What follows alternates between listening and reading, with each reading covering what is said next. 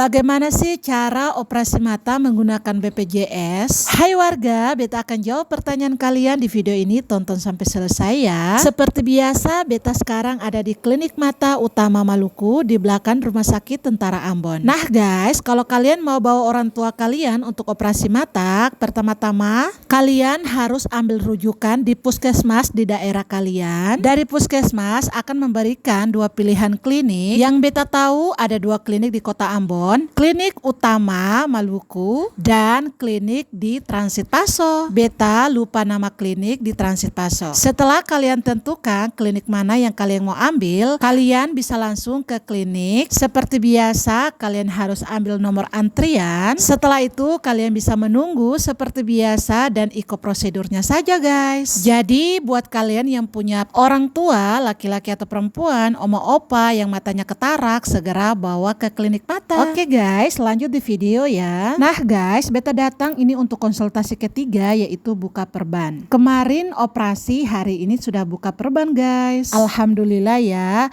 Oh iya guys, ini lanjut di video. Ini Kotong sedang dengar sosialisasi dari dokter muda untuk menyampaikan beberapa poin, yaitu tentang kacamata, tentang seputaran mata. Oke, setelah itu beta lanjut cari telur rebus untuk sarapan pagi, dan beta lanjut lagi menunggu. Dan beta video yang terlalu banyak hari ini. Terima kasih sudah menonton sampai akhir. Jangan lupa bersyukur.